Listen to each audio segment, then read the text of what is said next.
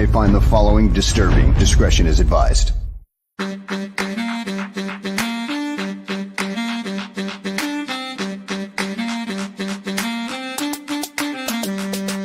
The Bears. Because of the way they play the nickel corner here, and the nickel corner plays 88-85% of the snaps. He's got to be like part linebacker. The Bears.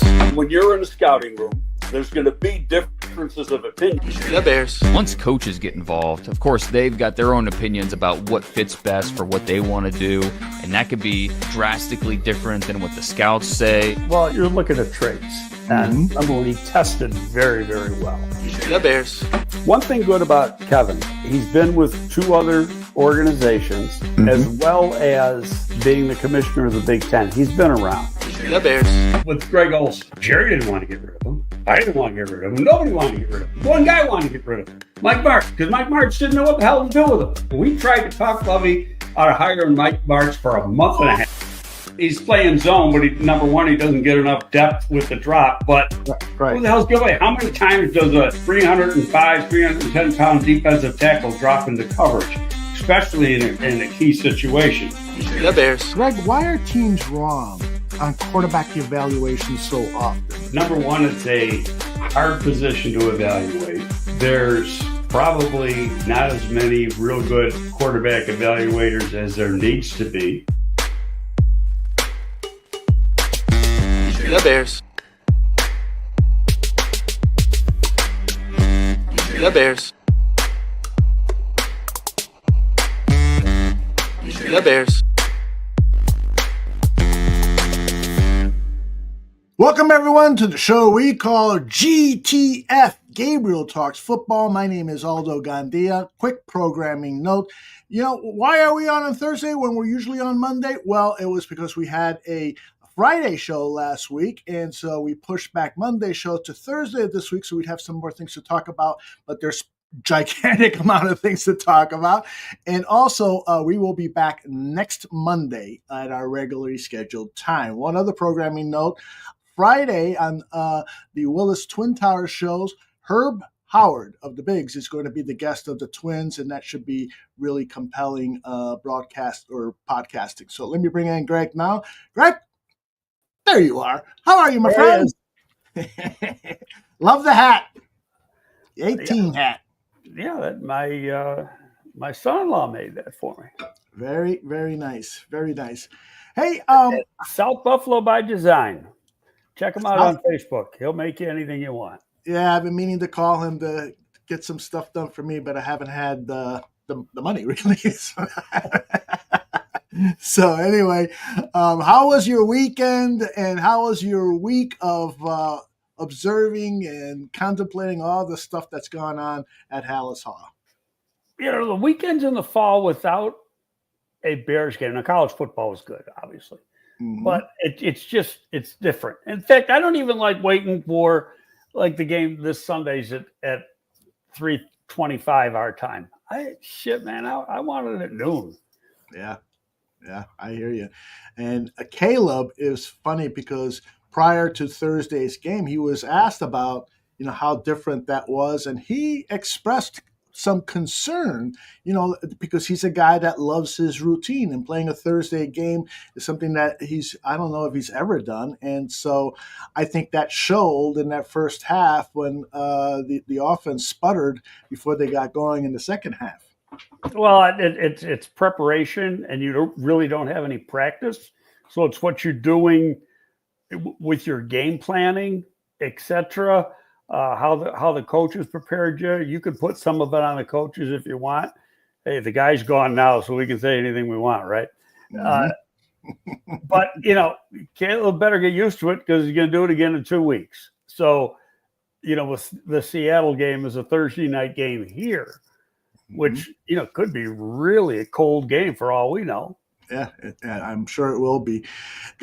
Greg, I'm dying to get your opinion about what transpired with the firing. But first, let me ask this question to you. Well, the firing happened right when we were on before. So that's right. That's right. So we did get a little, but the press conference and stuff is really what I want to get your opinion. But I want to start with this question. what went wrong with Matt Eberflus? Was he simply just a case of a coordinator who was overvalued in terms of the potential of being a head coach, or did something happen? Was he just a bad fit here in Chicago because it was a rebuilding team with two different quarterbacks and so forth? What are your thoughts about Matt Eberflus? It's a hard question when you're not inside the building. Mm-hmm. It can be a difficult question to answer because you don't know everything that's going on. Certainly. So from the outside looking in, to me, it seems like it was too much for him. Mm-hmm. And so if you want to go to your original premise of a coordinator that just wasn't ready to be a head coach or able to be a head coach, that may very well be the case. I mean, the guy was highly thought of around the league, got picked. Now, I am of the belief, and I admit that I'm totally throwing a dart at the wall here, that, Ryan Poles will swear that it's his choice. I don't believe it. Wow. I believe it's just like when Ryan Pace hired John Fox. That was Ernie Accorsi's choice, and strongly recommended that this should be the guy that you hire, and mainly because you had a rookie general manager that might be better off pairing with a veteran head coach. On paper, it looked like a pretty good marriage, and John's a good friend of mine. I love him, but I just don't think he was totally into.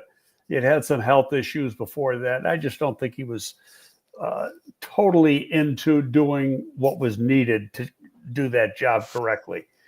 In this case, again, I'm guessing, but I would be a bit surprised that if Polian strongly urged that this is the best candidate in his opinion.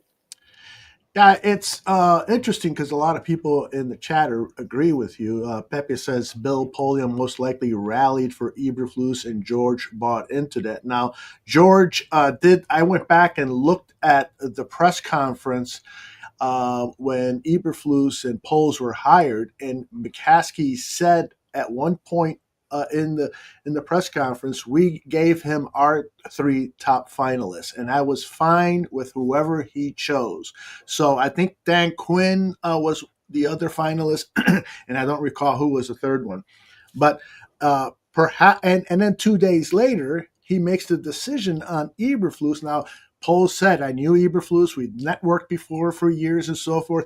But what was left out was that they had the same agent. And I'm not totally buying into that. Okay, why? Well, because there's only a few agents out there that handles front office guys and coaches, top-notch coaches. So that's bound to happen. Not in all cases, but really, it's not like in the player situation where you got scores and scores of agents. The top coaches and the top front office people gravitate to less than a handful of agents. Interesting. So the whole Trace Armstrong, which, by the way, Colleen Kane was going to ask that question, and she tried twice to get it in, but the press conference was called pretty quickly. Let's jump to the press conference that was held Monday by Kevin Warren and Ryan Poles. A quick opinion from me, I thought Kevin Warren was elbowing his way to the forefront. And here's one thing that's got to be understood. Please. Because people tried to get this is going to be Warren's decision. That's not true. Because of the contracts. Yeah. Contracts tell you whose decision it is. Mm-hmm. And the contract says you don't take a general manager's job in the National Football League unless you have control of the 53-man roster and the right to hire and fire the head coach. If you don't have those two things, you are not, you might have the title general manager, but you are not a general manager. You are a director of player personnel with a fancy title. And that's my concern. Given the way that Warren answered some of those questions about who has the final say, he hemmed and hawed and then ultimately said, Ryan's the general manager. So he's going to have the final say. But to me, it seemed like a bad message for future general manager potential candidates. This guy wants to strip away the biggest decision-making responsibility that goes to a general manager. That's the feeling I get. I don't have any. I get that. And I mean, that's going to be done with the inner discussion that happens at Hallis Hall. The fact is that if he wants to violate Pohl's contract, fine, Pohl's going to walk away and still get paid. Right. So because of the violation of the contract. So, there is Kevin Warren was hired after Pohl's. Mm-hmm. I think I like Ryan Poles. I think he's done a good job. Of course, he's made mistakes. There's not a GM in the league that hasn't made some mistakes. In any league, NHL, MLB. Yes, it's not. You never have a perfect situation or bat 1,000. It just doesn't happen. So I think, yes, he made mistakes. Sure, he has, but he's the first one to tell you he's made mistakes and admit to the mistakes. I know a lot of people are trying to make a big deal out of the demeanor that Ryan had at that presser on Monday. And could it be something? Yeah, could be. Is it? I don't really know. And so, and I'm not, let's see how it plays out. And the way it plays out, then we'll find out, more and more then. Kevin wants to be involved. As president, he's entitled to be involved. But is he the guy who makes the final decision?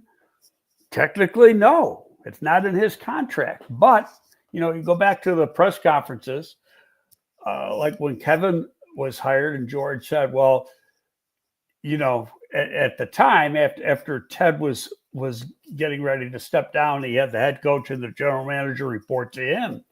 And then he said, now the head coach reports to Ryan Poles. Ryan Poles reports to Kevin Warren. So knowing that, can Warren strongly influence the decision or say, I'd rather go with so-and-so? Yeah, he could. Reality is he's not a football guy. Never has been, never will be. He's an administrator. He's a good administrator. He's an attorney. He has shown his capabilities at other clubs and as commissioner of the Big Ten. The worst thing anybody can do is try to be what they aren't and try to kind of, overstep their bounds, my opinion anyway. Absolutely. And so, they got a very capable guy. And don't forget, now Ryan's been through this now. He's been here not quite 3 years. Be 3 years in another month. And so now he's got, it takes a little time to get used to having that power, that control, what the job entitles. I remember Jerry said, nobody ever knocks on my door unless it's bad news. You're not knocking on the door to, hi, how are you? And so you got to live through that. Mm-hmm. And then your philosophy could change. You could see Chase Claypool trying to make a splash. I get it. Did he overpay? Yes. He probably could have got him for a third or a fourth, and he paid a second. And it was the wrong guy because he didn't. The mistakes he's made is where he didn't have the box checked on the football character. And I keep going back, we kept pounding that into our scouts. And we made a mistake. We made a mistake early on with Michael Haynes. It never happened again. Yeah.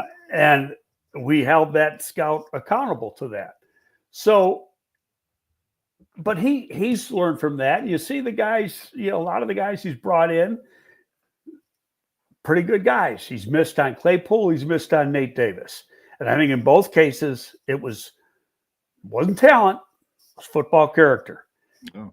And we used to tell our scouts, and it's really, there's fact to it when you look at the bus. More guys bust because they lack football character than anything else. Yeah. When you look at watch their career, it's usually they're lacking in the football character. And football character has nothing to do, let's not say it has anything to do with personal character. Guy could be a total asshole and have great football character. Mm-hmm. A lot of people are still pointing the finger at the McCaskey family, George McCaskey. At the press conference, George was seated, and to his left and his right were his brothers, Brian, and I'm forgetting the name of Patrick. What do you know about Brian and Patrick? Because they really haven't divulged much about who they are as people, what their passion is for the organization. Do they want to take a role? I was surprised to see them there. What do you know about them that you can share with us? I know them both well. Brian is the only McCaskey that really has a football background. Brian was an assistant trainer under Tim Bream for a long time. Not when he graduated from that when we came here in 2001. But Tim was the head trainer for a long time, good friend of mine, and Brian was under him for quite a few years. So, Brian's worked. He's been through it. He runs the Alumni Association. He's there every day. He's very, very, very involved with the Bears alumni. And I think he does a really good job with that. Pat is Pat. He's a little bit different. He doesn't he's used to sit in the draft room on draft day and never would say a word. Real nice guy, but he doesn't get involved with any of the business at hand as far as the product on the field or anything like that. He's an owner. They all got a piece of ownership. It's not like Virginia has it all. The way that it's stored up, each one of those kids has got a chunk, a percentage of ownership. How much, I have no idea. Yeah, it's fascinating because the topic has also come up that perhaps the McCaskeys might be interested in selling. Not going to happen. Even if Donald Trump gets through new tax benefits for wealthy people who are selling off gigantic assets. It's if you go back to what George has said, it's not for sale. And the thing to prove that to me, now it's changing a little, was paying $200 million to buy the lot down the street from you. Yes. And indeed, it was like, they wouldn't be doing this if they were even thinking about selling it, because it was a license to print money. I still think, especially after what happened last week or the week before, where they got, the school boards and stuff came together on finally getting a deal the Bears could live with on the property tax for that parcel. I still think that's where it's going to end up. And I think Kevin Warren's going to die on that thing, going downtown. To me, it's ludicrous to go downtown.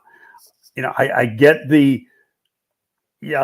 have the big, gorgeous facility on the lake, how wonderful that would look, how good it would be for downtown. Sure, it's good for downtown, but what's better for the Bears? Better for the Bears is build their own facility and then build up all that around it. And then, to me, that's just a license to print money. Pepe asked a question, and I know we'd be asking you to, have conjecture about this, but do you have an opinion on this? How much different would the team look if it was Brian McCaskey as chairman? Well, I'm going to say it this way. I mean, would there be a difference? Of course, there'd be a difference. They're two different people. There was a huge difference between how Michael was involved, which he wasn't, at least at the time I was there. You know, he had the title, but you didn't see him that much. George was always there. George ran the ticket department when I got there. So, I mean, he was always in the office. We were upstairs. He was, you know, ticket department was on the first floor of Hallis. And George ran the ticket department really, really well. Sometimes you didn't like it, but he was strict. I mean, like, you know, so I mean, I knew there'd be times when I needed tickets. Little side story here. And, you know, as soon as I got here, I knew he ran the ticket department. What did I want to do? Make friends with that guy. Exactly. Smart man. Yeah. I mean, you know, it's like I may need something. And if I'm on his good side, it's going to be a lot easier to do it than if I'm on his bad side. Right. So, you know, I always, you know, I like George. I like him a lot. I think he's a very likable person. He is a fan. He's a fan's fan. There's nobody in the city who's as big a fan as he is. He wants the team to do good. Is he a football man? No. And he's the first to tell you that. He knows what he doesn't know. So, again, does he interfere with the head coaching decision? You said earlier in the show that you don't think it was Ryan Poles' decision to hire Eberflus. I'll say it this way, because I had a conversation with I've mentioned this before, with George at training camp. And, you know, he reiterated what I already knew, you know, because we started talking about Caleb, and then he finally kind of cuts me off and he goes, look, you know me, I listen to what the people that know what they're doing say, what the football people say. He goes, don't ask me what I think. What do you think? You know, that's cool. You know, so it's that's the way he is. So the point I'm trying to make is that he's going to do what the football people tell him he should do. What they, you know, he knows he's not capable of making that decision by himself. Now, can he say, you know, if one person tells him one thing and another person tells him another thing, then he's got to sit and make a decision. Can he do that? Of course he can do it. Will it be the right one? Who knows? Back to the press conference, Kevin Warren carefully, meticulously outlined how he was going to work with Ryan Poles in this search. He said, we're going to work hours and hours and hours every day on this thing. It sounded to me like Kevin Warren, the salesman to me. Yeah. But it sounded to me like, get out of my way, dude. No, to me, that was just trying to sell what they're trying to do. Okay. All right. And I say that because of what my involvement was here, what my involvement was in New York, having been through the process with coaches getting hired and fired. You know, it's just he knows there is a lot of negative talk, and so he's trying to reverse that. So he's trying to sell. My take. Flex says, can you imagine having George Halas as your grandpa and being so clueless about football? It doesn't make any sense. Well, he's not really, they're not, you know, bloodlines. The McCaskies married into the Halas family. So, you know. Well, Virginia is a Halas. Right. But she doesn't say anything. Yeah, she doesn't say anything anymore. Oh, yeah, you're right. There is that. My apologies. All right, so let's before we talk about the coach search and some candidates and some of the old guys, because I know you've got a lot to share about that. I want to start with Thomas Brown because he's got an opportunity here in these last 5 games, to prove that he is head coach material. Do you look at it that simply, or is the lack of inexperience of being an NFL head coach, 5 games isn't much, is that going to work against him? It's a great question. And I'm going to, first of all, most of the names mentioned have never been outside of Belichick and Pete Carroll, who's only been brought up by Mike North, the esteemed Mike North. None of them got head coaching experience. So Thomas Brown has an opportunity that no one else has.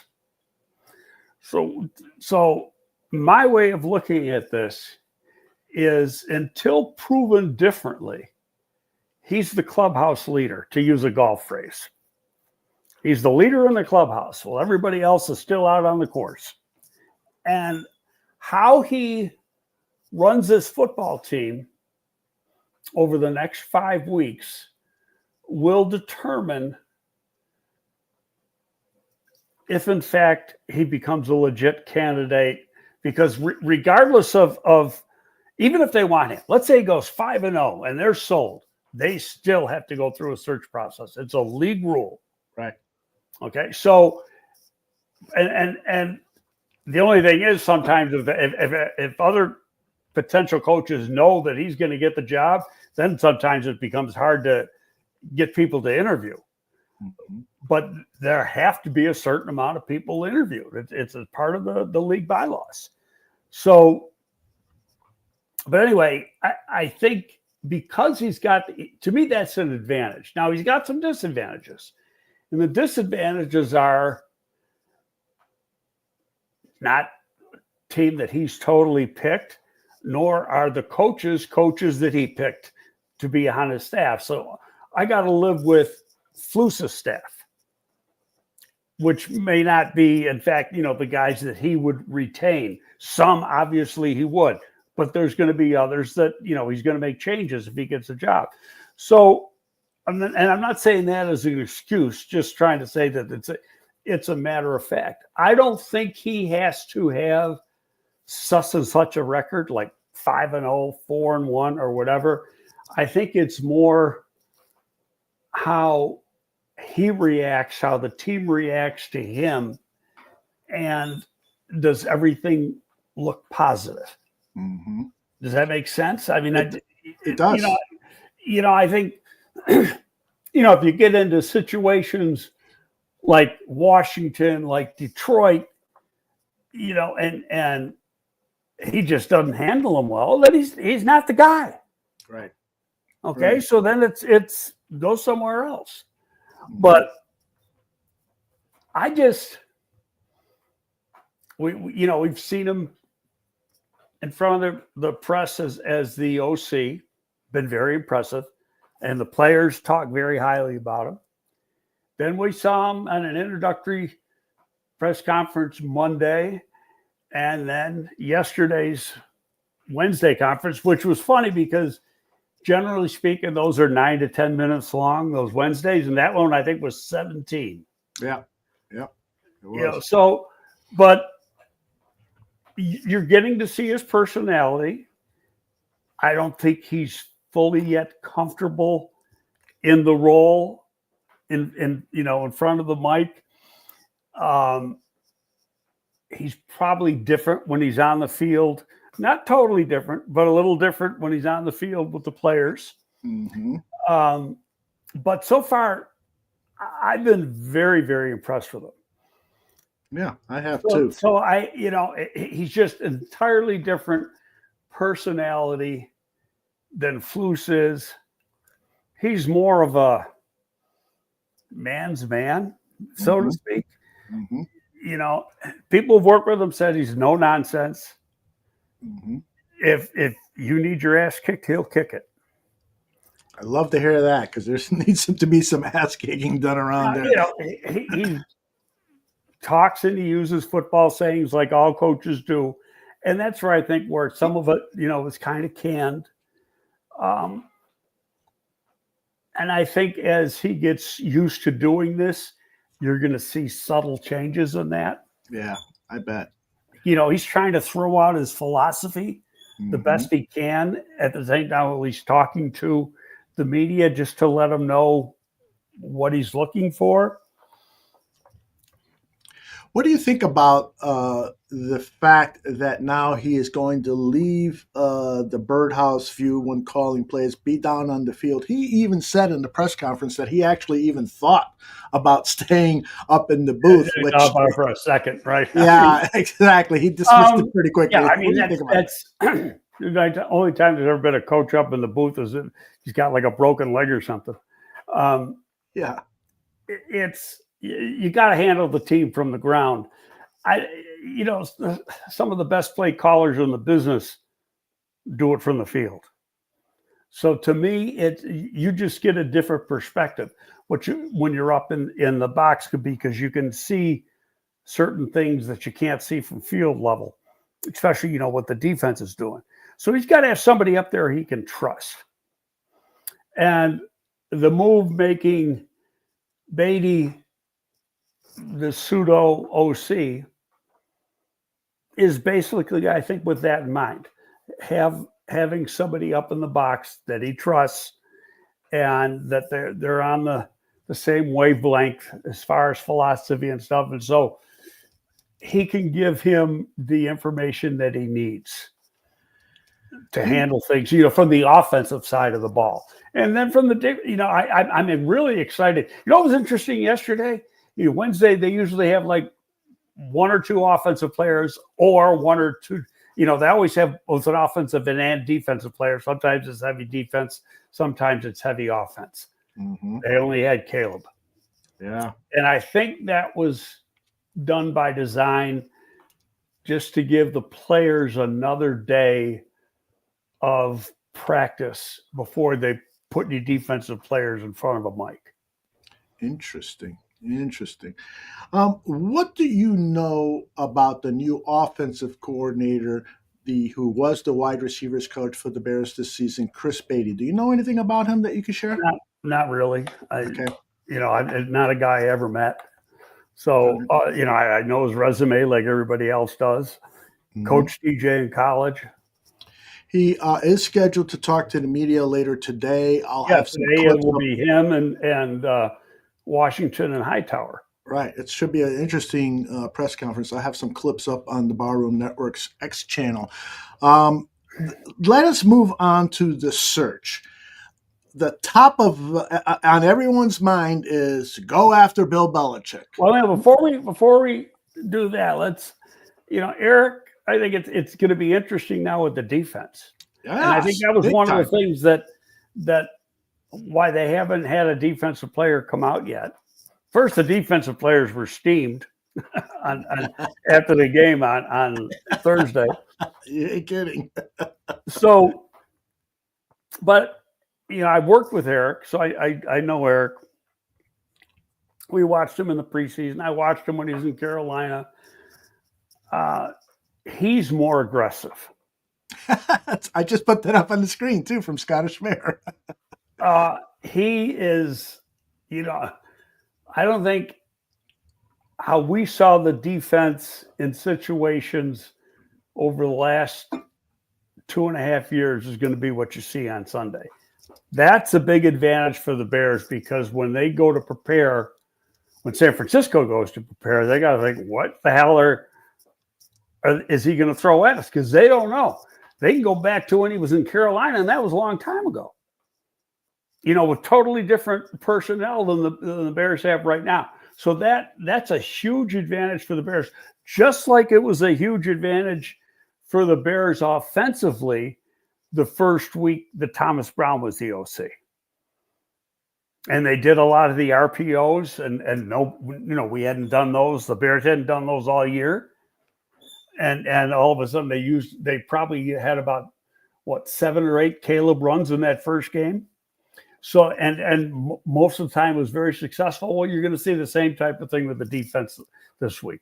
Just what you're looking at is not going to be what you've seen for the last 2.5 years. I think there'll be a lot more pressure put on the quarterback.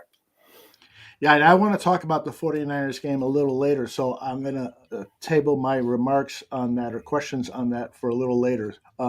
Let's get back to the the coaching search, and let's talk about the name that is on the top of minds for many people who follow NFL football, the pundits, fans, and so forth, Bill Belichick. Your thoughts on him potentially being even considered for the job? I don't even think it'll be considered. That's what I thought. First of all, I'm the only guy in this city that's ever worked with him. So, I know Bill. Can't say I've talked to him in the last 10 years because I haven't. But I've been around him a lot, worked with him for 7 years. Bill is 72. He's going to be 73 next spring. So that means if he took the job, he's 73 years old for his first season here. At 73, how long do you think he's going to coach? 2 years. I said last night, I think 2 to 3 years max. Number one, I'm 73. I don't know what tomorrow brings. Okay. You could have health changes. It comes up when you get this old. And things that can be life-changing, and they can come on at any second. This is the first year, football season in his life.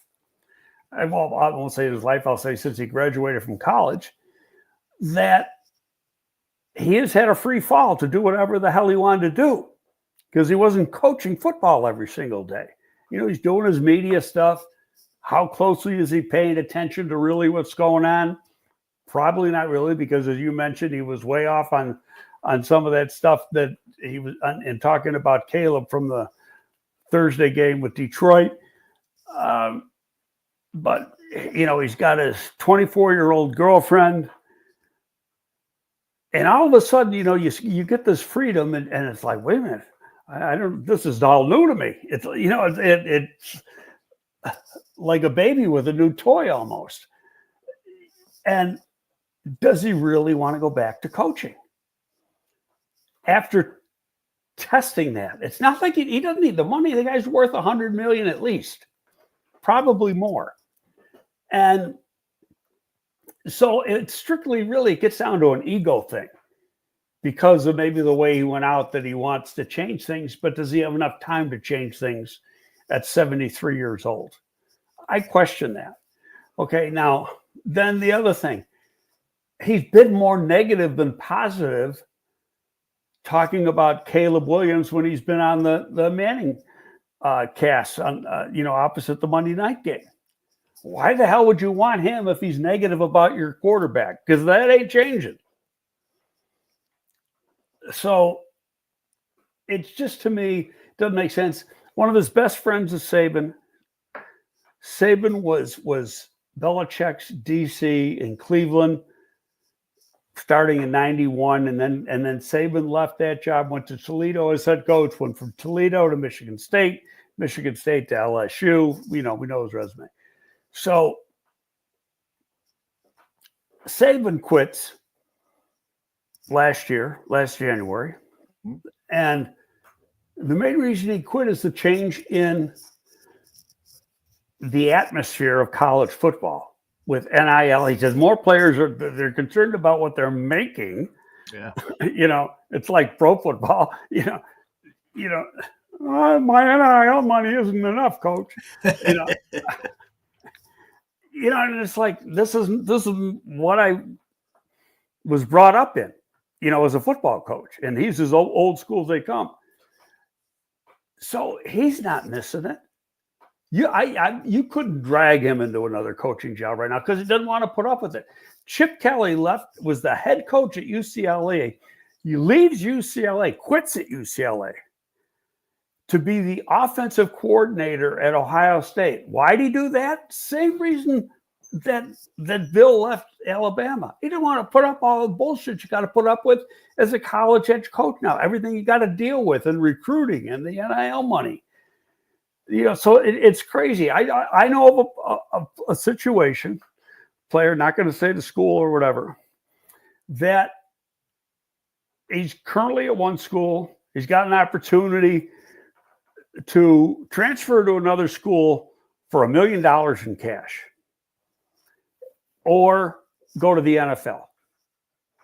And as of 5 minutes before I came on the show, it looked like he was going to go to the new school because I called the agent who's involved. And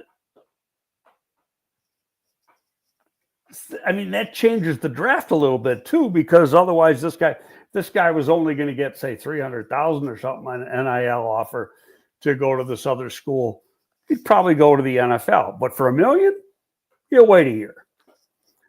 So, you know, everything like that just changes the whole job for the head coach in college football. And there's guys that don't want to deal with it. Saban is like having a ball now. He does, you know, the show on a game day show on Sunday for ESPN. That's all he's got to do all during the week. And the rest of the time, he can have fun with his wife, his grandkids, travel. Oh, you know, think Belichick's doing the same thing. It's like, why do I want to go back to that shit at 73 years old? Hey, I got off the road. I did this for 33 years full time. And it wears on you. I missed the birth of both of my daughters because I could not get home in time. And I was up in Marquette, Michigan. You can't get out of Marquette, Michigan. That's right. You know, and I had to wait till I had a rental car because my car was in Detroit. I took the rental car and it was a Hertz car, and Hertz came after me because, you know, the car was supposed to be returned to that little airport in Marquette, Michigan. And I drove it to Milwaukee because that's the nearest big airport that I could go to get a flight home. And I just left it there. Left a note. Sorry. I mean, you know, Yeah. I had an emergency. That is an emergency. Absolutely. Yeah. Both times I was in Michigan. The other time I was in Lansing. And so, you know, Michigan State. So then the biggest airport is Detroit. It's only an hour and 15 minutes. But, you know, you got to get from point A to point B, and there's got to be a plane to take. It's not like, you know, I've got a private plane at my disposal and I can call NetJets and say, pick me up, you know. You know, so I didn't get home in time in either case. So, and you just, there's so much I missed that I was like, I don't want to be on the road like that anymore. I like what I'm doing now.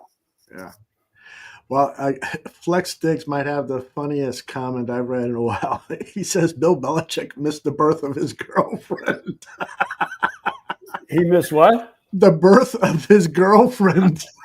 He did. It's probably at his Super Bowl game. And Vizzo says, Greg, if you were Bill Belichick's age and if you weren't married, could you picture yourself with a 23-year-old No. girlfriend? No, come on. He's got to have a lifetime supply of Viagra to handle it. Indeed. I mean, come on. The old, you know, it's funny because my wife said to me, she goes, he's going out with a girl that's like a dozen years younger than my daughters. Think about that one. Yeah, really. And I couldn't picture him going out with my daughters. I don't you know, I mean, forget, I mean, just, you know, and they're in their mid-30s. Yeah, that's wild. All right, so what names are intriguing for you so that, you know, you're asked, put together, take out a pencil and paper and put together a list of names that you would like the Bears to consider as candidates. Again, consider as candidates. You know, we're not asking you who should be the next Bears head coach, but, you know, who would you like to learn more from in a one-on-one interview? Well, obviously, the first name is Ben Johnson, offensive coordinator of Detroit. You know, he's the hot name. But I'm going to say this about everybody. Just because he's the hot name does not mean he's the best candidate. It doesn't even mean he's going to be a good head coach. We have seen several times over the years where the hot guy fails. One that comes to mind the most in recent time is Robert Saleh. He was a can't-miss future head coach when he was the coordinator at San Francisco. So he gets the job in New York, and what happens? He fails. Okay, now you could take the opposite of that. And we could say it, we can use it in Detroit. They hired Dan Campbell. That's the last person that they thought they were going to hire. Was never a coordinator, was an assistant head coach, was a position coach. His position was tight end, so it's not even like he had a huge group. So, yet who's turned out to be the best? Dan Campbell. Okay, we hired Lovey. Lovey wasn't a hot name, and we were criticized when we hired Lovey. Who turned out to be a good coach? Lovey. Mm-hmm. You know, you don't know. There's a lot of factors involved, and just because the guy's a great coordinator doesn't mean he's going to be a great coach. You know, I don't know much about Johnson, so I've tried to just listen to him talk to see, you know, how he is. I guess he's fine. The guy I'd love to see get interviewed, whether time has passed him by or not, I don't know. Ryan knows him, and that's Dave Toub. Because Ryan worked with him in Kansas City. I worked with him here. Dave Toub, to me, would be an excellent head coach in this league. And you can go back to his special teams coach. Well, so was Harbaugh, John Harbaugh in Baltimore. And John Harbaugh, Toub was Harbaugh's assistant in Philadelphia in special teams. So, you know, Toub is a guy I'd talk to. Vrabel is a guy I'd talk to. Vrabel because he had success, but he also, that ended on a sour note. I don't know exactly what happened, but some stuff happened there. You'd have to go into that.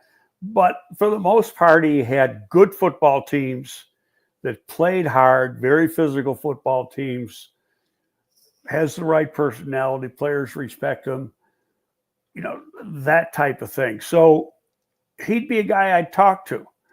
I'd want to talk to Aaron Glenn. And I know I'm getting old when the guys I used to scout that I scouted are now candidates to be a head coach because I scouted Aaron Glenn. And Aaron Glenn does a great job with the Detroit defense. And I saw a thing today. Their defense hasn't really slacked off, and they got 13 players on injured reserve from their defense. That's a good freaking coach now. That is. He's doing a lot more than Ben Johnson is. What Absolutely. I mean to say, he might be a better candidate than Johnson. Now, everybody says you got to have an offensive coach for the thing.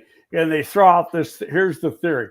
Well, if you hire a defensive coach, he's going to hire a coordinator, and if the coordinator does a good job, he's going to get a head coaching job. Oh, that may or may not happen. And if you lose him, you go out and you get another one. Yep, exactly. You know, it's if you were smart enough to hire that guy, then he's smart enough to hire another good one. Exactly. I totally agree with that. And so, the whole thing about Caleb, you know, putting him through the grinder with different offensive coordinators and stuff. He's a grown man. That brings up, I'm glad because it just hit me. Somebody said, well, Thomas Brown isn't even running his offense. Not true. This is all a McVay type offense, McVay Shanahan type offense. And Shane and Thomas both worked for McVay. Thomas knows everything that Shane was doing. He's doing what he would do different is how you're seeing the offense run now from the same playbook. You just put your own different concepts in, but the base offense is the same thing. The terminology is the same thing.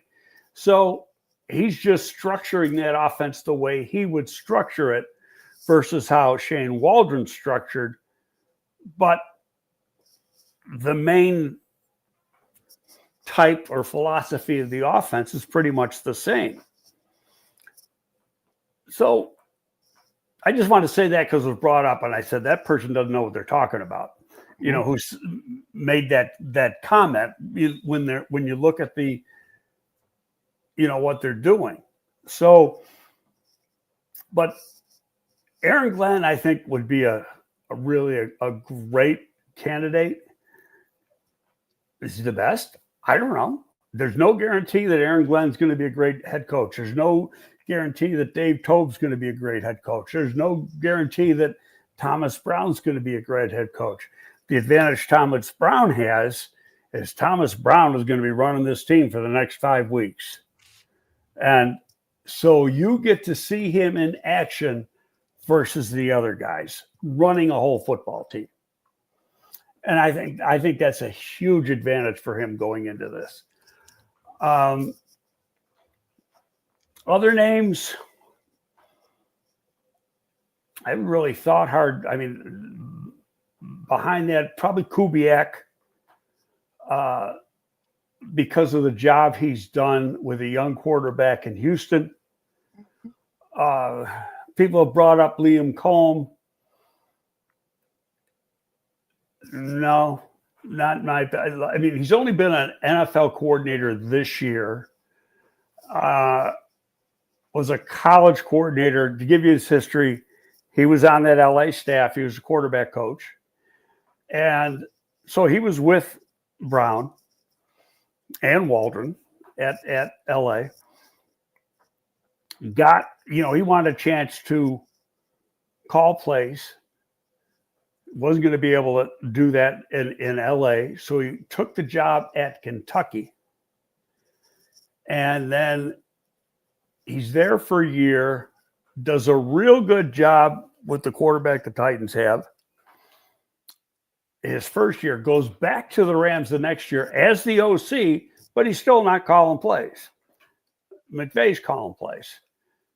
That hurt the quarterback because he did not have as good a final year at Kentucky as he had the year before. So Walden then turned around, he stays at the Rams 1 year, goes back to Kentucky, and now he's at Tampa Bay. So he's moved around a lot. I mean, this is like his fourth job in 4 years, even though, he went Rams, Kentucky, Tampa. So really fifth job in 5 years. I just don't, haven't even heard him talk. So I don't know if he's got the personality you want. See, that's one thing. I've said it before. Flus might be a real knowledgeable guy. I just didn't like the way he came across. Oh my gosh, it was awful. It was like watching. It's like watching paint dry. Yeah. He didn't excite you. A lot of cliches, and and one thing too, I gotta say this. I don't ever want to hear leader of men frickin' again. Please, thank you. Olin puts out a couple gifts. What the fuck is the leader of men? I saw that. Yeah. Leader. Okay? You want a leader. You don't want a guy that can don't give me this leader of men. Well, they're not kids. They're out of college. Okay? Yeah. So they're adults. Want to call them leader of adults? Yeah. So I think that maybe that might mean a leader of alpha males. Do you think that could be what they mean by that? Well, you got a lot of alpha males in a locker room, right? I mean, the way they witnessed, they being Poles and Warren, they witnessed Jalen Johnson, bitch slapping, so to speak, the head coach of the team after that loss in Detroit, 10 to 15 minutes. So I don't think if you go back now, because we didn't know that happened. Right. Okay. Heard a little, but you don't know. So go back and watch Flus's presser in Detroit after that game. Mm-hmm. And then even last Friday morning, he was still visibly shaken. Yes, he was. Yes, he was. It's like he knew this is the end. My bosses saw me. Just that. I mean, none of us were there to hear exactly what was said. Right. but it wasn't nice. Right. According to Jay Glazer, what he heard is that the Well, language. Jay, where do you think Jay gets it from? Right. Who do you show a picture of eating dinner with at the combine over at Elmo's? Was that Ryan Poles? Who are you talking Ryan about? Poles and Ian Cunningham. Oh, wow. That's a good source. Those are good sources. Outstanding. All right. So, what about Zach Taylor? I asked people in the chat room, any names you want to throw at George? The name, no, I mean, the current head coaches, come on, they got jobs. So Florio puts out the thing. Nobody said Florio made it up. Yeah, that's and right. admits he laid another thing made it up. Oh, I made it up. And now then he comes out with another lie, because that's the biggest liar known to mankind. That, oh, well, McVay didn't like it, and so McVay called him up. Bullshit, McVay called him up. Yeah, that guy does more for freaking clicks. And, God love him. He does a good job doing that, because the site gets a lot of hits. But half of it's not half of it. 75% of it is total bullshit. Mm-hmm. And it's San Francisco is in the freaking Super Bowl in February of this year. Why would he not be the head coach of that team next year? Yeah, good question. Okay, they're having a down year, so he's going to leave? Come on. We talked about Marcus Freeman last week. You said he's not ready. Nothing has changed. I think Marcus has found his niche. That's he's like 37, 38 years old now, 30, maybe 39. And I think Freeman was in the sink. We had Poles as an undrafted free agent. If I'm not mistaken, that was the same year that he I had to go back and look that up. Yeah. So there is a connection there, but they're on different sides of the ball. Poles was a UDFA offensive lineman, and Freeman was a linebacker. But I'm not 100%. I got to look at the year, because Poles was the same year we drafted Chris Williams. But anyway, I Freeman's name, to me, he's got his team in the playoffs. He's had a good record every year. They've gotten better every year. He recruits well. He's looking for an extension. He's already making like $7 million or something. He's looking for more. What do you have the coach do, or the agent do? You have the agent float the name. Jimmy Sexton, who was one of the big coach agents, made more money for Steve Spurrier just floating his name than anybody every year. And at this time of Jimmy Sexton's career, he didn't have the big stable of coaches like he has now. Now he's, for all intents and purposes, he's the damn commissioner of the SEC. He's got over half the coaches in the league that are all his clients. So, but he would just, anytime a coaching job would open up, they're calling Steve Spurrier. He's the guy who would give it to the media that he's the hot candidate for that job, and Spurrier would get an extension at Florida. It was, this happened year after year after year. Well, that's what the agents do. Because what's the school do? The school panics. Oh, my God, we're going to lose Marcus Freeman to the Chicago Bears. We got to pay him. An AD should say, "Oh, go check that out." Right. Tell me if you get the job, and if you don't, we're taking $1 million off your contract.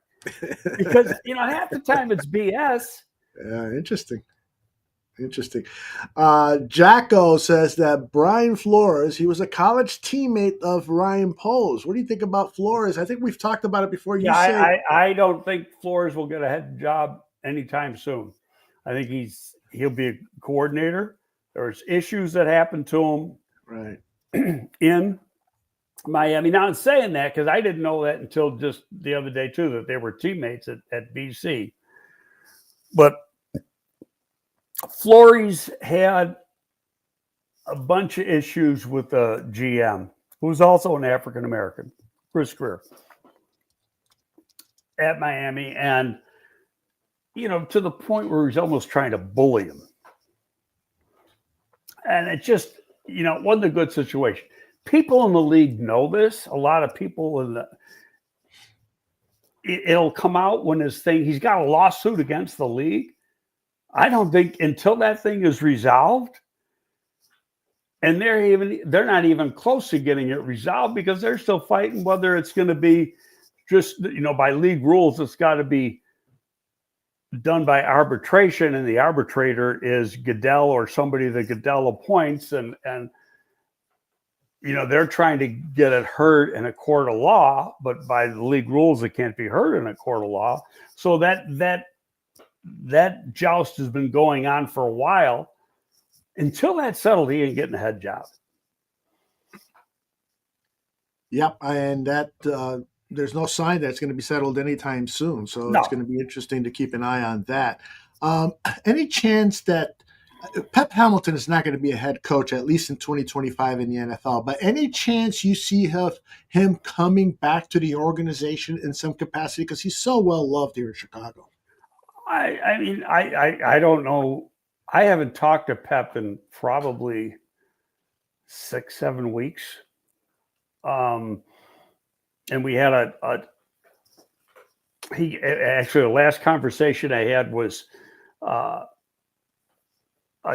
text conversation. He was getting ready to go. He was getting ready to tape a segment for the NFL Network, and he wanted my take on the rookie quarterbacks versus his take because he was going to rank them. Mm-hmm, mm-hmm. And it was funny is that we ranked them exactly the same. I remember that, yeah. So this was just, off their rookie play. And he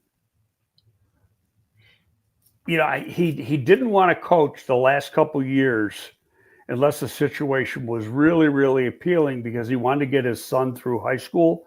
His son's was a fairly highly recruited quarterback. He's going to go to Maryland next year. I don't know if his team is still in the Texas playoffs right now or not, but a good team in the Houston area. So now that, he's done with high school, I think Pep is, he was still getting paid by Houston anyway. So I think Pep will be looking to go to work. Mm-hmm. And where that's going to be, I don't know. He'll probably, because he hasn't been in the league now in a couple of years, probably have to be a quarterback coach versus being a coordinator unless he went to college. But, I don't even know if he knows Thomas Brown, if they have a connection. Right. Well, I tell you what, the guy is so smooth, he could probably seek a career in broadcasting and land a very good job. What do you think about Joe Brady?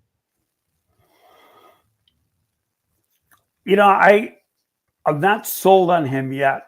He's real young, and he's done a great job in Buffalo. In fact, this year has probably been his best job by far because they got rid of the alpha guy in Stephon Diggs, who had over 100 receptions like 3 years in a row for Buffalo, but just a royal pain in the ass type of person.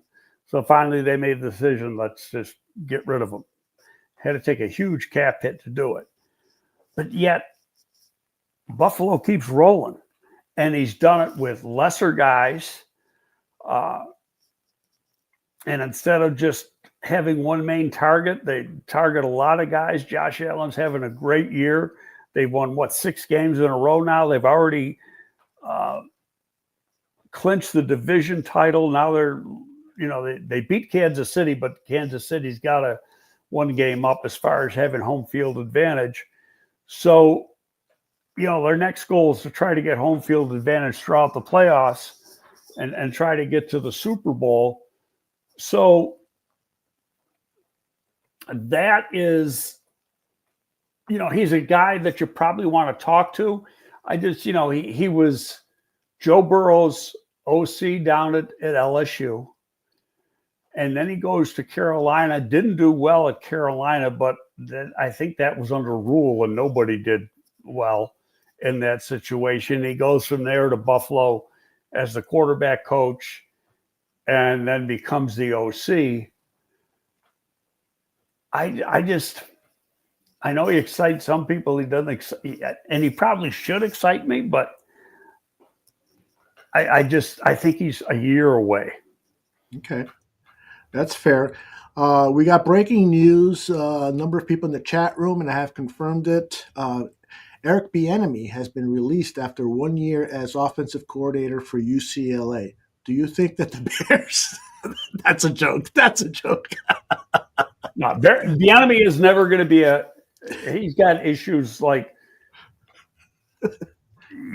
some other guys got. He's got some issues in his past that, he is not going to get a head coaching job in the NFL. Coordinator job, yes. Head coach, no. What do you think about the former Lions head coach, Jim Caldwell? Caldwell is he's not as old as Belichick, but he's getting up there. Yes, he is. You have to look it up. He's probably, 67, 68? Let me take a look here. You might get it before me. My phone's slow today. Jim Caldwell. Age. He is 69 years old. Okay, no. I mean, why would you want to pair a young team with a guy that old who you just don't know how long he is going to be capable of being around and handling the rigors of a head coaching job? Absolutely. I totally agree with you. He's a great football mind. Pete Carroll, because Pete Carroll, Mike North mentioned Pete Carroll. He goes, Pete's 73, and I have him in a minute. Well, you watch how Pete handled Seattle the last couple of years, and he slowed down quite a bit. And it's funny because I worked with Pete Carroll his first year in the National Football League. He was in Buffalo when I was a part-timer.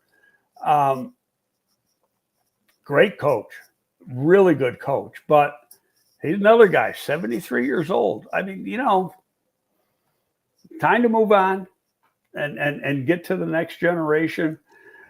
Here's an we didn't bring up. Interesting fact, and it'll play into this thing. Johnson, Eric Glenn, none of those guys could be hired until Detroit's done. And if Detroit makes it to the Super Bowl, it's like February 10th or something that you can hire these guys. Don't worry, they're not making it to the Super Bowl. Well, right now they're the favorite for the NFC. Yeah, the injuries are piling up though. They are, but they're still the favorite. They're still the favorite. I mean, who in the NFC is going to beat them? When you look at the NFC, who's going to beat them? We might get a clue on that tonight. Isn't it the Lions and Packers playing tonight? Yeah. So that where's that game? Is that Detroit or Green Bay? I think it's at help me out, chat. I believe it is at Green Bay. Well, that's advantage Green Bay because it's cold here. It's colder there. Yes, indeed.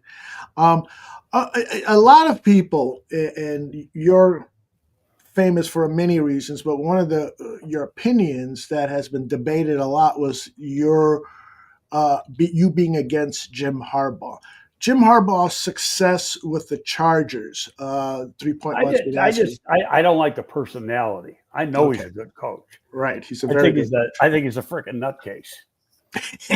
Just watching him, he's goofy. Just watching him, he has a sleepover with recruits and stuff. Come on, that is weird. Yeah, so I just think he's weird. It's not what I want leading men. I love it. And Jerry Angelo loves him. Yeah, just loves him. Said he's a real innovative thinker, and because Jerry and I had a talk not too long ago, they had to talk about. Interesting. But I just don't like the personality. Yeah, the person. I love his brother. It's like, how did they get the same mom and dad? How about that? Isn't that weird? Now, John Harbaugh has been a person whose name has been thrown out there as a potential trade candidate. If the Ravens fail in the postseason, the Ravens organization. They got to get to the postseason. They're no lock to get in. Exactly. So if the Ravens weren't adverse to moving him for a draft pick, would you be interested in discussing that with them? Would you talk about it? Yeah. In all honesty, although I'm not interested in giving up any draft capital for a coach that failed somewhere else. I'm with you on that part. Shanahan, there's no trade for Shanahan, but San Francisco is not getting rid of Shanahan. Okay, get that one out of your head. It's not going to happen. So he and the general manager Lynch are like joined at the hip. So the only way I could see Shanahan leaving is if Lynch left. And why does either one want to leave? Yeah, it's a great job. It's a great job, but apparently I could see McVay leaving before Shanahan. Yeah. Because McVay had those thoughts, but now, he got married. He settled down a little bit. Yeah, be interesting. But there, somebody, I think it's Travis, who was occasionally here in our chat, says that he was listening to San Francisco radio, and he's in the hot seat. Kyle Shanahan is. They're just not hot seat by who? Yeah, There's a difference. Okay, hot seat by some fans because they were in the Super Bowl in February and they're not having a great season this year. That's typically okay. There's fan hot seat and there's ownership hot seat, and they're two different things. Oh, sometimes vastly different indeed. All right, let's see. I got a couple of other things on the list here before we turn to questions. Actually, I think we nailed all of those. So let's see what we got in terms of questions here. Well, I know I want to go back to it because we went, saying like guys like Glenn and Johnson, they can't be hired until Detroit's done. Right. Same thing like Tobe. Tobe can't be. You don't even know if Tobe's going to get interviewed, but he can't be hired until Kansas City's done. Brady can't be hired until Buffalo's done. Who does that give an advantage to? Mm-hmm. Thomas Brown. Yeah, a big advantage, right? Oops, that's the wrong shot. That's better. A very big advantage. I don't even think you can do second interviews the way the rules are set up. Mm-hmm. You can do that initial interview, but I don't think you can do a second one. And you don't just meet with a guy for an hour and make a decision. Mm-hmm. Coaching interviews go on forever and ever and ever. There is a lot you got to find out. Yeah, indeed. I totally agree. It's got to be a long and intensive process. And hopefully this time around, Ryan Poles has learned from his mistakes in the past, where it just took him 2 days to make the Flus hire. That's what I'm saying. He wasn't that whole thing went on between general manager and coach went on for a month, and he wasn't part of any of that. That's what I'm saying. It was like, I think this is your guy.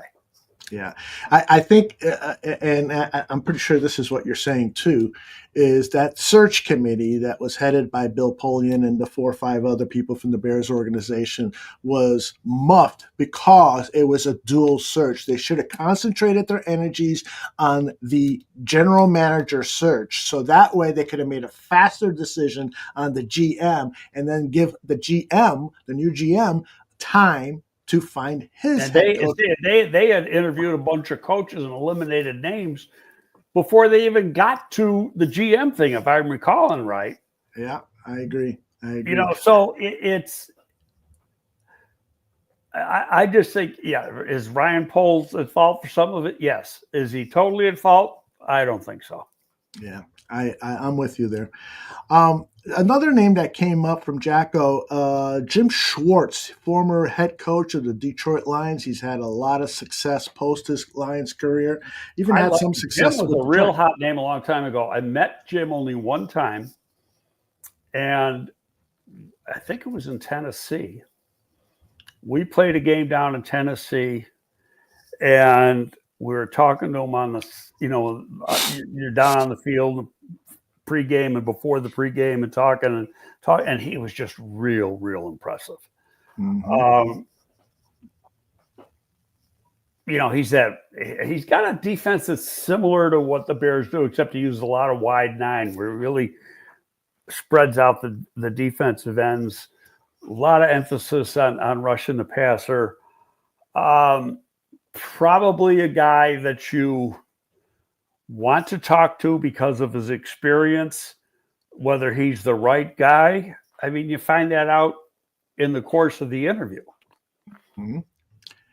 I want to ask you a question about players that Ryan Poles did not re-sign. The one that immediately comes to mind is David Montgomery. I feel like David Montgomery should have been a running back that Ryan Poles should have given him a better offer than he did. Basically, hindsight, it's easy to say. You're yes, right. It is. He yes, did give him an offer. He gave them a considerable offer. Right. Now you go back and look at the contracts 2 years ago. And who got the highest running back contract besides that guy? I don't recall. He did. Montgomery got the biggest contract. And everybody thought Swift was going to get the big contract. Swift got jack shit compared to what Monty got. Yeah. I think Swift ended up getting a 1-year deal in Philly. Right.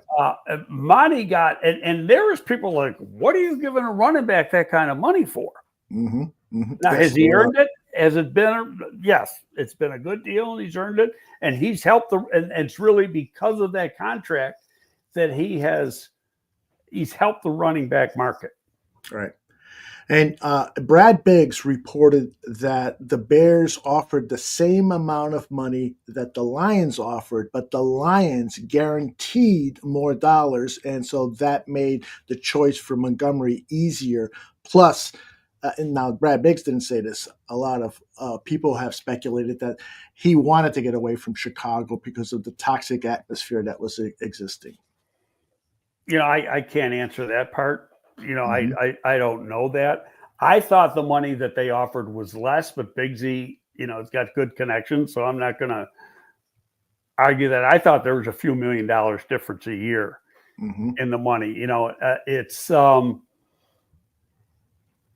and then you get, like any GM, Ryan wants his own guys. See, there's the thing. Say, well, if we're hiring a new coach, you should be hiring a new GM. Well, if you hire a new GM and a new coach, you might as well throw this team that's on the field right now out the window, because it'll probably be a 50% turnover next year if you do that. Yeah, that's a good point.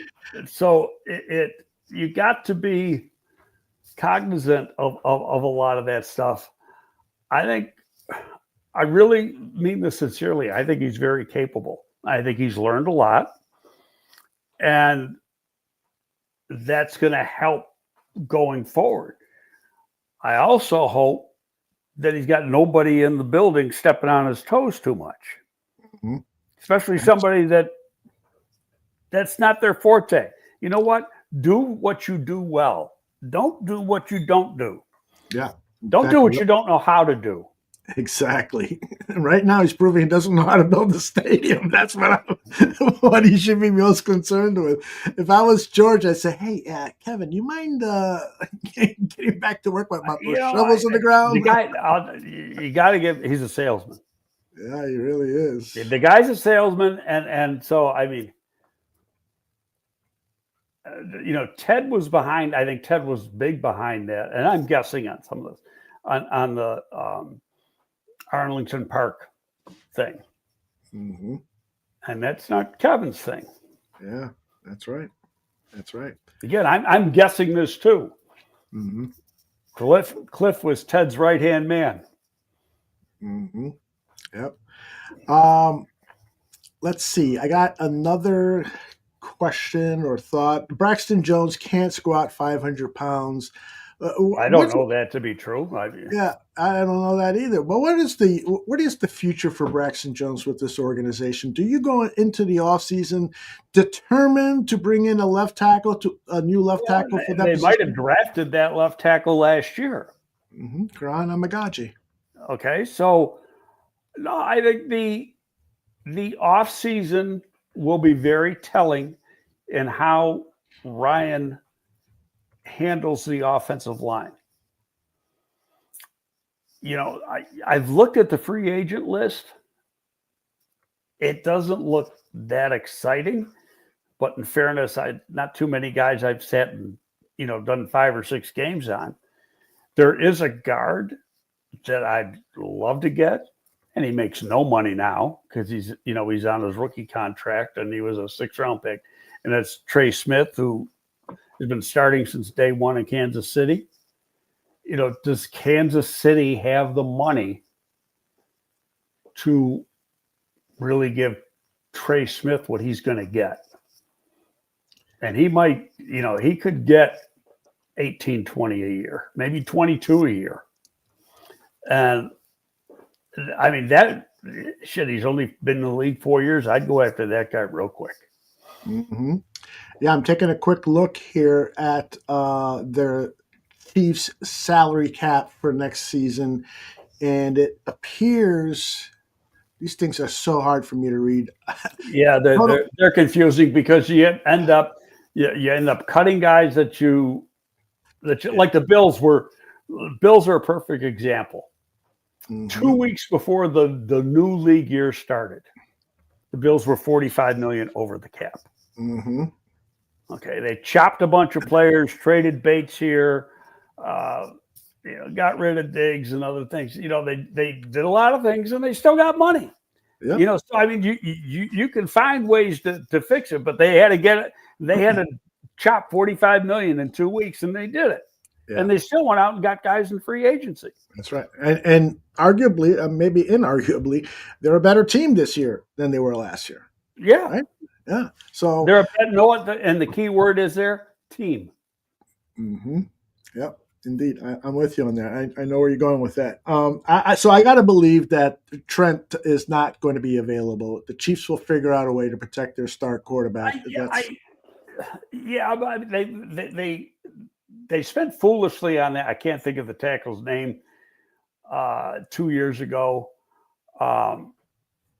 He's their right tackle. He's a penalty waiting to happen. Gave him $20 million. To me, that was wasted money. Mm-hmm. Smith's a lot better player, but he's also a guard, and so it's just last year that guards started to make money mm-hmm. in the free agent market, and yeah. So it's like wide receivers a couple of years ago, and then guards out of nowhere started making money last year. But to me, he's the best guy. There's some other names in there that are interesting, but you gotta, I can't say you gotta get this guy because I haven't done enough. I haven't done any work. I can't say I haven't done enough work. I haven't done any work. Yeah. We'll get to work. No, just kidding. Let's see. Anything else? By the way, that my one love affair player, and he's not like a day one. He's a day two guy. Okay. He got invited to the East West. Luke Newman, the Michigan State guard. Yeah. You've been talking about that freaking player. So he'll be at the East West. Are you going to the game this year, or for practices? Don't know yet. I just don't like to travel, so I don't want to get on a plane. Not that I don't like flying. Because I got a lung condition, I just can't afford to catch anything. And the easiest way to catch anything is flying. Yeah. Absolutely. And so, if it was nearby and I could drive, that'd be a different story. Mm-hmm. But it's Dallas. Yeah, it's Dallas. I might go to the Senior Bowl. We'll see what happens. But let's see. Let's help Sugar Nut here, who posted this, and it's not true. It's not true. Cheap Bears. It's not true. Take it away, Greg. Tell him why he's wrong. Why are they cheap? I mean, they spend money. You can say 25 years ago. I know that was not from the day I walked in the door, which was like June 14th, 2001. I have not known that team to be cheap in any way. I mean, we spent a lot of money to put the teams we put together, and they were damn good football teams. We paid the going rate for coaches, paid the going rate for everybody. They still pay the going rate. There's a lot of guys.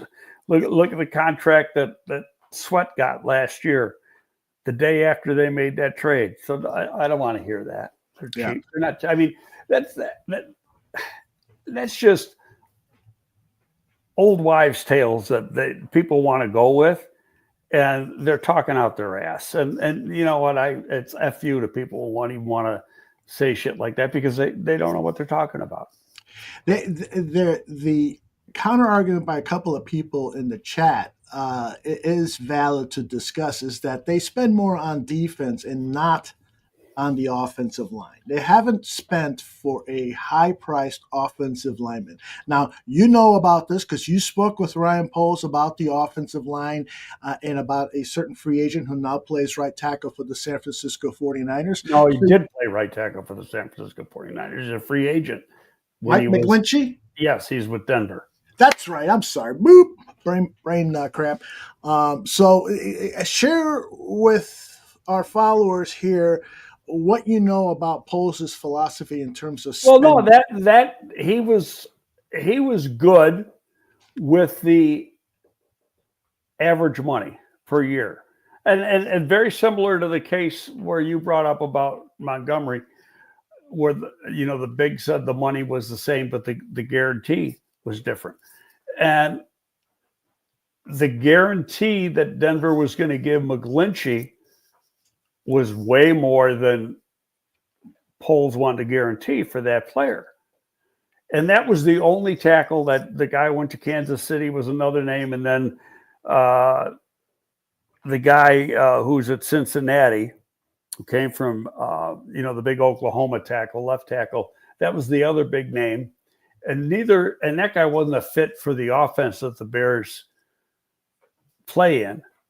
And McGlinchey was the only guy, and he said no, and he flat out said, he goes, and it was in a text conversation. He just said, screw it, I'll draft a guy. And what did he do? He drafted Darnell Wright.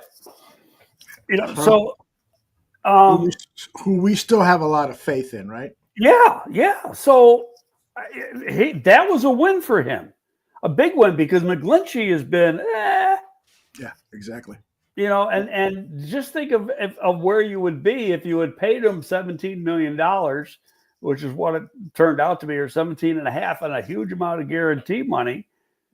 And it's like he's going this way. So, it's not the average money isn't, and offensive money. How about DJ Moore? DJ Moore's just got a big freaking contract. Mm-hmm. That's an offensive player, but you're right. They haven't spent a lot of money on the offensive line. In fairness, they haven't had a healthy offensive line. What they thought was going to be the line and what is the line are two different things. Yeah. D. Starren asks what about the money invested in a head coach? They haven't spent big money on a head coach. Your thoughts on that? How do you know that? Nobody's ever seen the contract of what Flus got. They probably overpaid.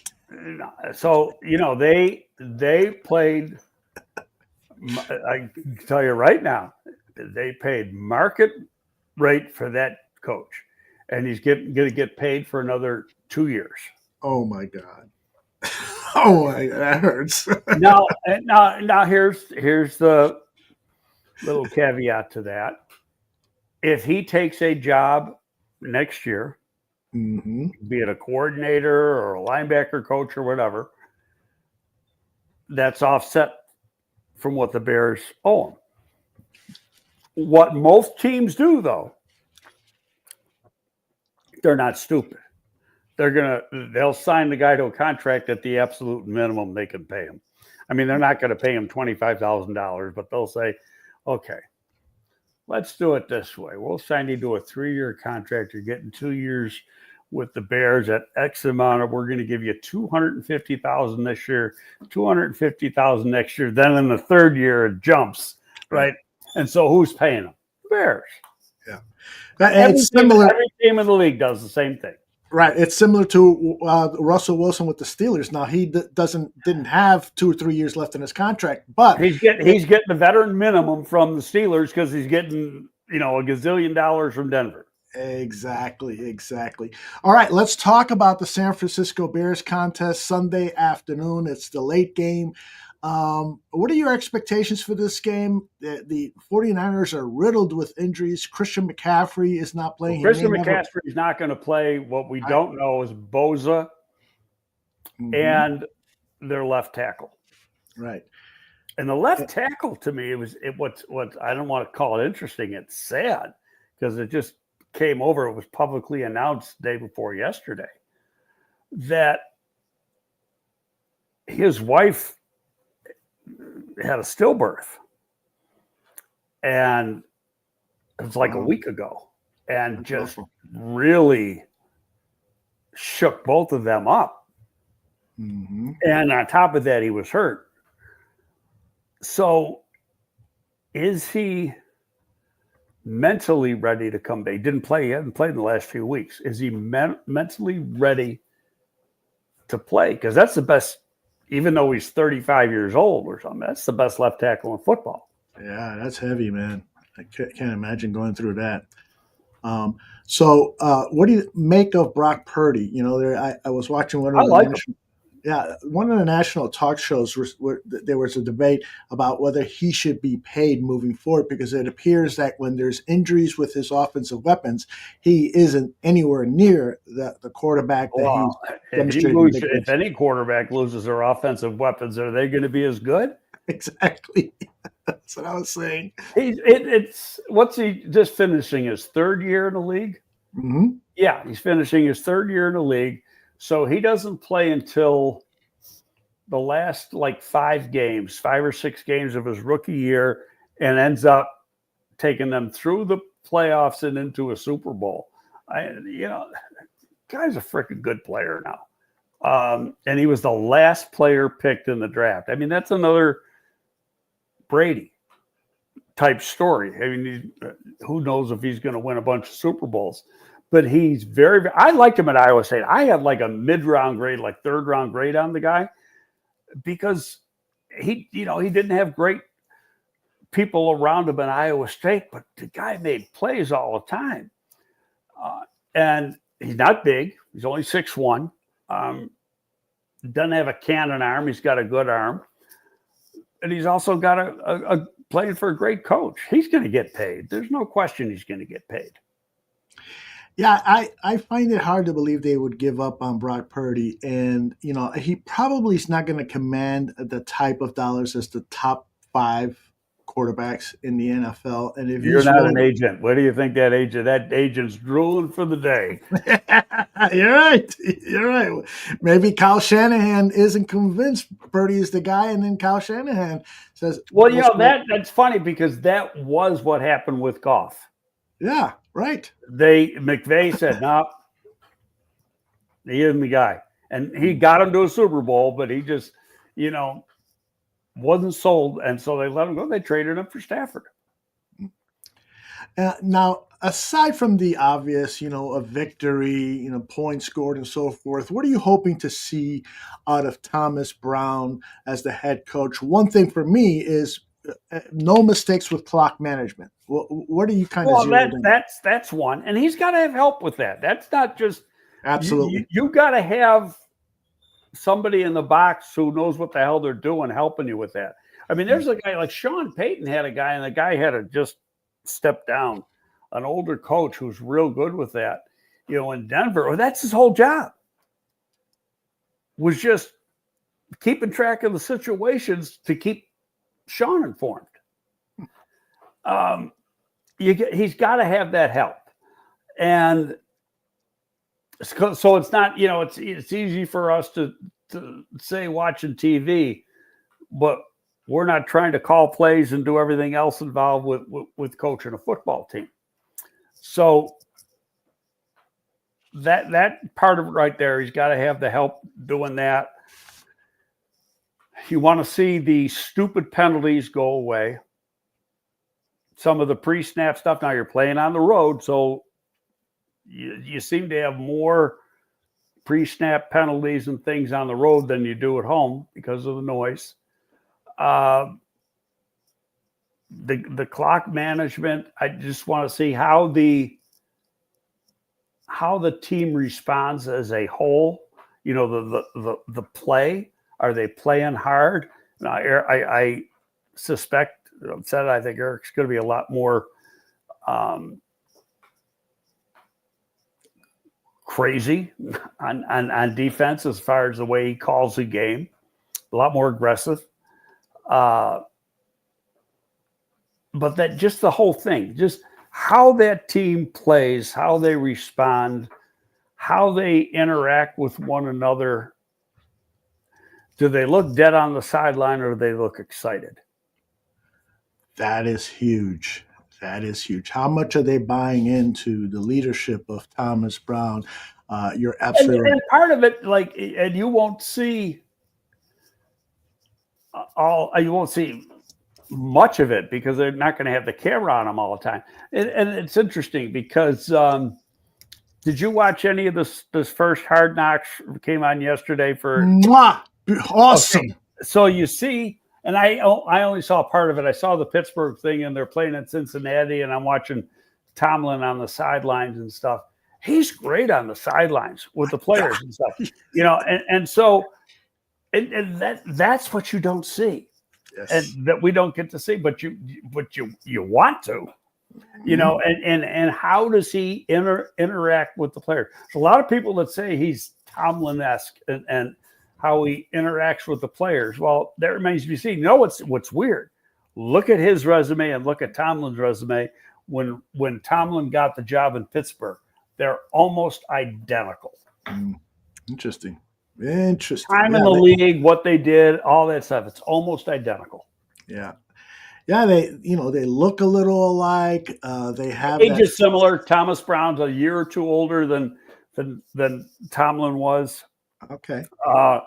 When he went, Tomlin was only a coordinator 1 year. He was a defensive back coach. And so it's,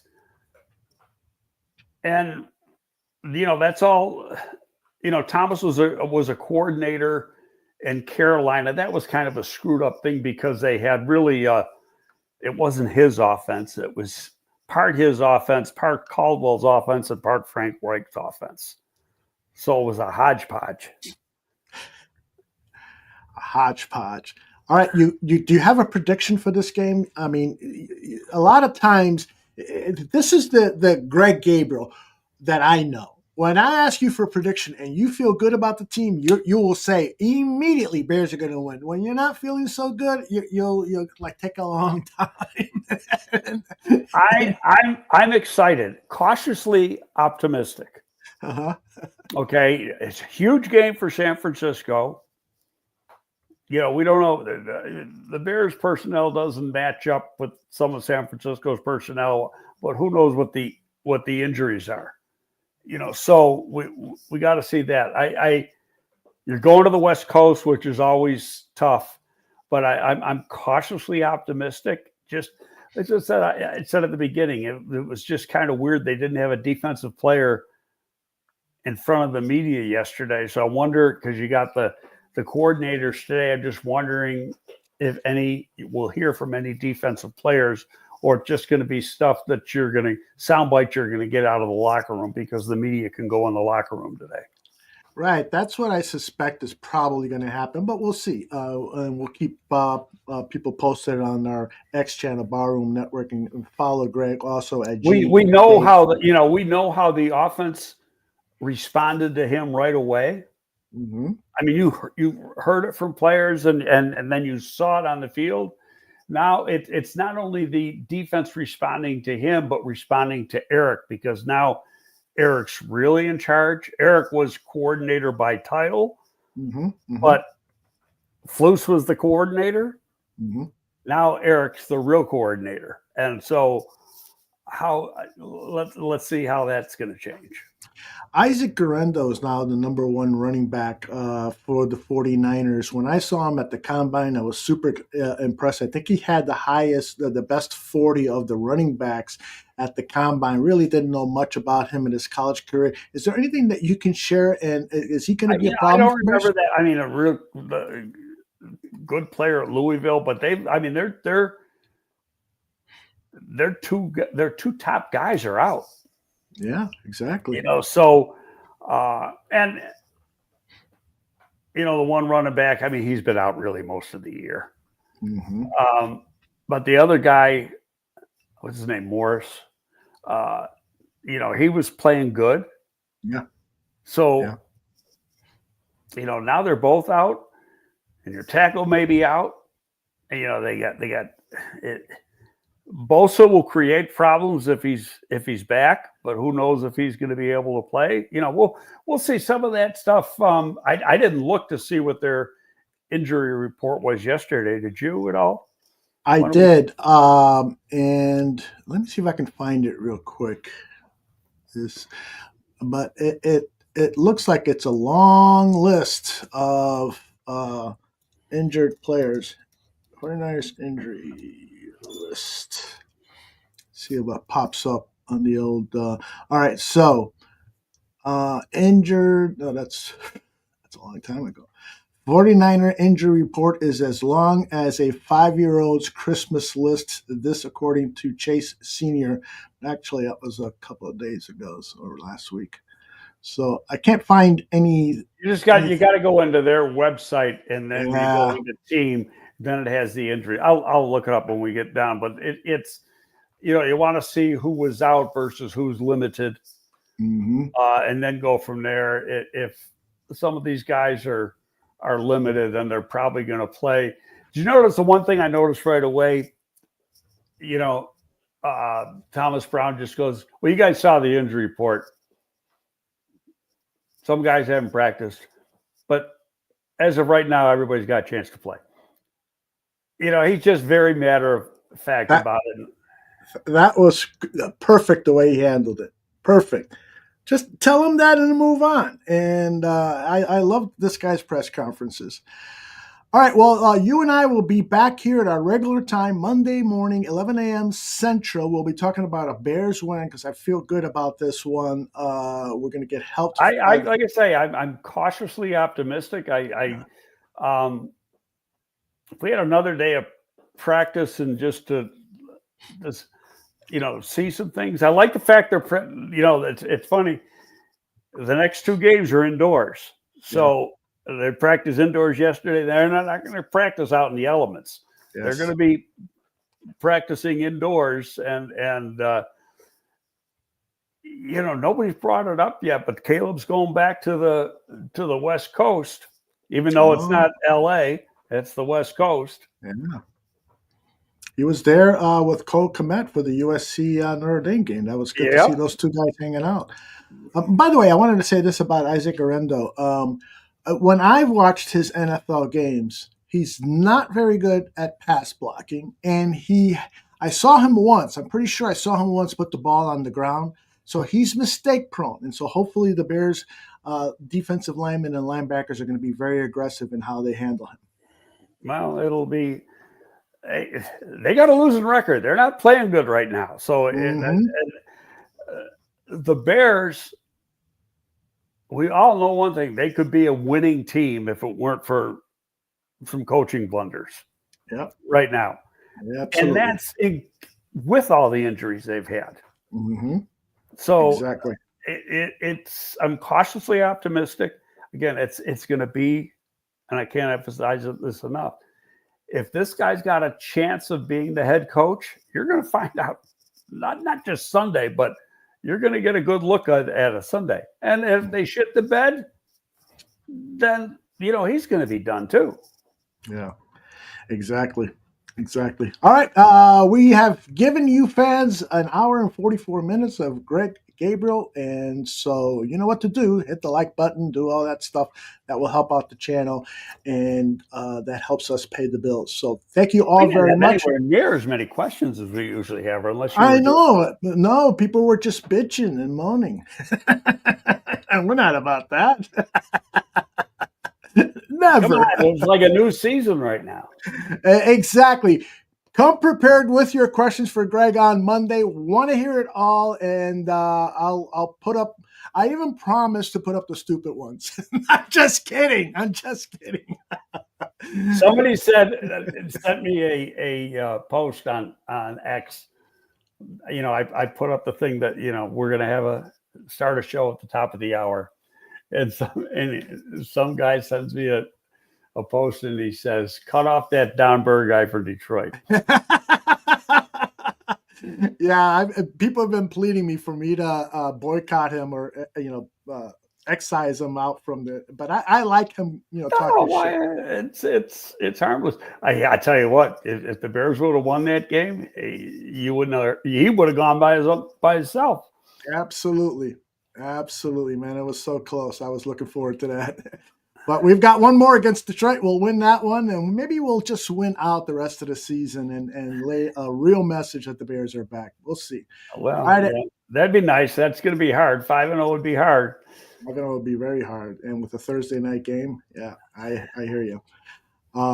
So people now in the chat are saying, yeah, I blocked him, so he's harmless to me, meaning Don Burr. All right, everybody. Thank you again for watching. And Greg, thank you very much. I'll see you next week. Okay, buddy. See you later.